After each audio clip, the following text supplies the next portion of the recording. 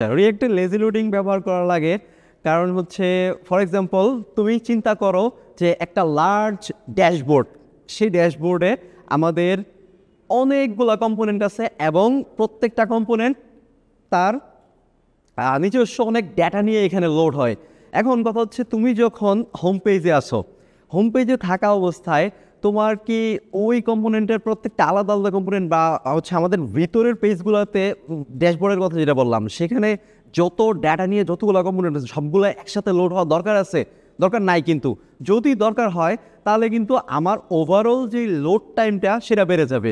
তো overall load time reduce করার জন্য আমরা যা করব যে একটা ইউজার যখন সেই পার্টিকুলার ইউজার ইন্টারফেস অর্থাৎ সেই ভিউইং অ্যাঙ্গেলটাতে আসবে ঠিক ওই টাইমে আমি তাকে সেই কম্পোনেন্টটা দেখাবো বা সেই ডেটা সহ কম্পোনেন্টটাকে রেন্ডার করব।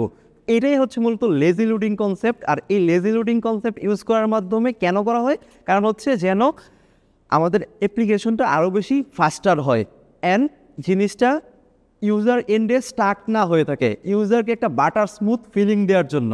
এই